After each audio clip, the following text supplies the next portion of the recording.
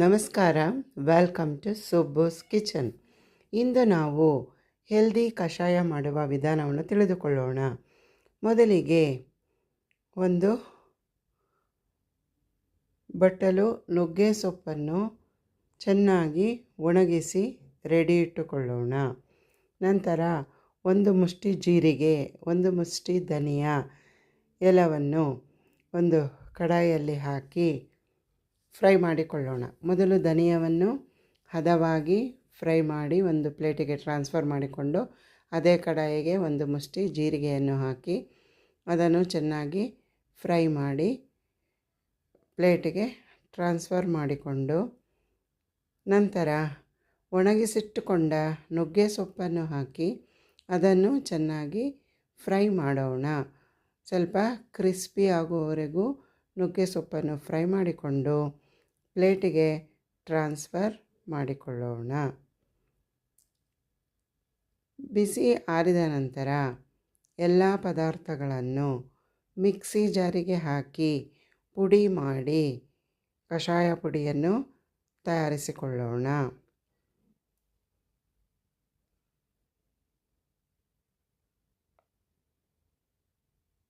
ನಂತರ ಕಷಾಯ ಪುಡಿಯನ್ನು ರೆಡಿ ಮಾಡಿಟ್ಟುಕೊಂಡು ಕಷಾಯವನ್ನು ಮಾಡುವ ವಿಧಾನವನ್ನು ತಿಳಿದುಕೊಳ್ಳೋಣ. ಒಂದು ಪಾತ್ರೆಯನ್ನು ಒಲೆಯ ಮೇಲಿಟ್ಟು 1 ಲೋಟ ನೀರನ್ನು ಹಾಕಿ ಒಂದು ಏಲಕ್ಕಿಯನ್ನು ಬಿಡಿಸಿ ಹಾಕೋಣ.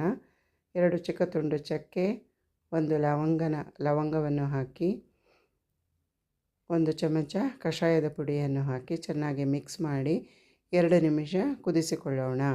ನಂತರ ಅರ್ಧ ಲೋಟ ಹಾಲನ್ನು ಹಾಕಿ ಉಕ್ಕು ಬರುವ ಹಂತದವರೆಗೂ ಕುದಿಸಿಕೊಂಡು ಶೋಧಿಸಿಕೊಂಡರೆ ಹೆಲ್ದಿ ಕಷಾಯ ರೆಡಿಯಾಗುತ್ತದೆ. ಇದನ್ನು ಬೆಳಗ್ಗೆ ಖಾಲಿ ಹೊಟ್ಟೆಯಲ್ಲಿ ಕುಡಿದರೆ ತುಂಬ ಹೆಲ್ತ್ ಬೆನಿಫಿಟ್ಸ್ ಇದೆ.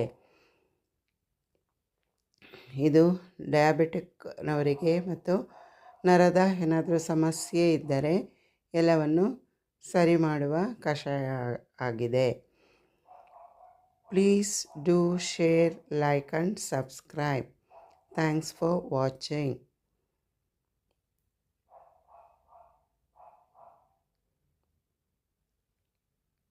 ಇದನ್ನು ವಾರಕ್ಕೆ 3 ಬಾರಿ ಬೆಳಗ್ಗೆ ಖಾಲಿ ಹೊಟ್ಟೆಯಲ್ಲಿ ಕುಡಿದರೆ ತುಂಬ ಹೆಲ್ತ್ ಬೆನಿಫಿಟ್ಸ್ ಸಿಗುತ್ತದೆ.